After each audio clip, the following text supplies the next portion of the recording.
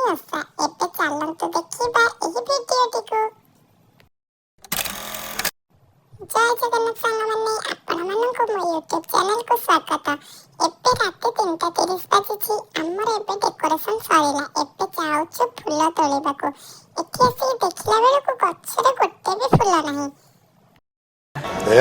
कुछ न कुछ तो गड़बड़ जरूर है। ଆମ ଆଗରୁ କିଛି ପିଲା ଆସିକି ଫୁଲ ସବୁ ତୋଳିକି ନେଇ ଯାଇଥିଲେ। ସବୁ ଲାଷ୍ଟ ପାଳିରେ ଏଇଆ ହିଁ ହୁଏ। ଆମର ସବୁବେଳେ ଏଥିରେ ଫୁଲ ଫୁଲ ହେଇଯାଏ। ଆଜି ବହୁତ ଅଳ୍ପ ଫୁଲ ମିଳିଲା ଆଜି ଆମକୁ। ସକାଳୁ ଆମେ ଗାଧେଇ ସାରିକି ବାଲୁଙ୍ଗା ପୂଜା ଆରମ୍ଭ କରିଦେଲୁ। ଏବେ ଆମର ପୂଜାପୂଜି ସବୁ ସରିଯାଇଛି। ଏବେ ଚାଲନ୍ତୁ ଯିବା ଫୁଲ ଗୁନ୍ଥିବାକୁ।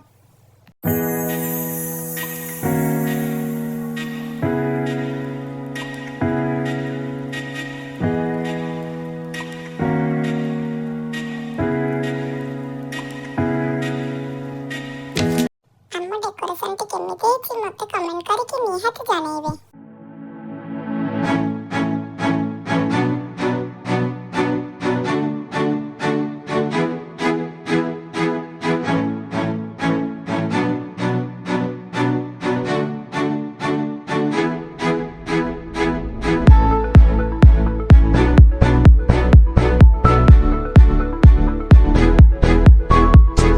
ଏବେ ସନ୍ଧ୍ୟା ହେଇଗଲାଣି।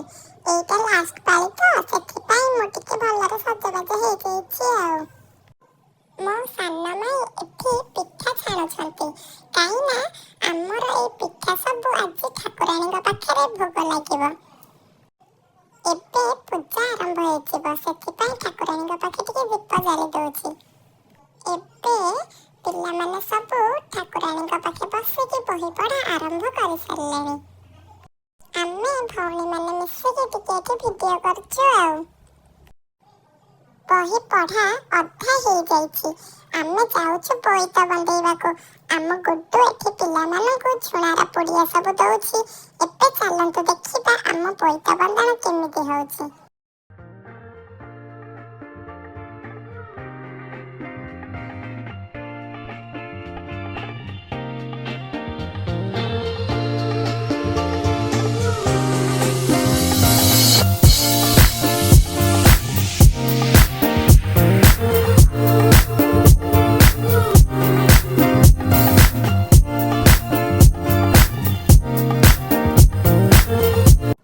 ବୋଇତ ବନ୍ଦାବନ୍ଦି ସବୁ ସରିଯାଇଛି। ଏବେ ଆମେ ପୁଣି ଥରେ ବହି ପଢ଼ାପଢ଼ି ଆରମ୍ଭ କରିଦେଇଛୁ।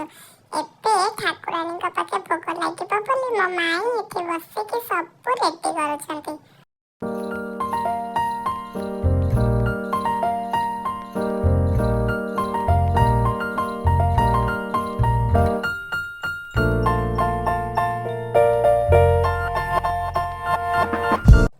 ବହି ପଢ଼ାପଢ଼ି ସରିଯାଇଛି। ଏବେ ମୁଁ ଠାକୁରାଣୀଙ୍କ ପାଖରେ ଟିକେ ଭୋଗ ଲଗାଉଛି। ଭୋଗ ଲଗାଇ ସାରିଲା ପରେ ଚାଲନ୍ତୁ ଦେଖିବା କିଏ କେମିତି ଠାକୁରାଣୀକି ବନ୍ଦଉଛି ଆଉ କାହା ନଡ଼ିଆ ଗୋଟେ ଥରକରେ ଫାଟୁଛି। ଚାଲନ୍ତୁ ଦେଖିବା।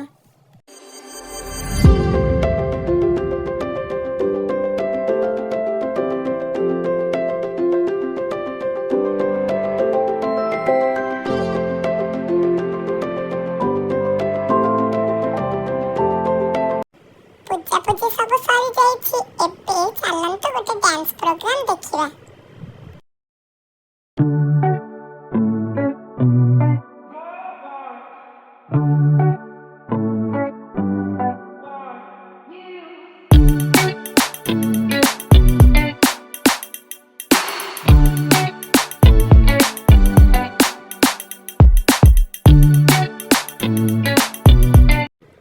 ଆଜିର ଏଇ ଦିନଟି ଏଇଠି ଶେଷ ହେଇଯାଇଛି। ଯଦି ଆପଣମାନଙ୍କୁ ଏଇ ଭିଡ଼ିଓଟି ଭଲ ଲାଗେ ତ ଭଲରେ ଦେଖନ୍ତୁ। ଯଦି ଟାଇମ୍ ହେଉଛି ଆଉ ଥରେ ବି ଦେଖନ୍ତୁ। ମୁଁ ରହୁଛି, ନମସ୍କାର।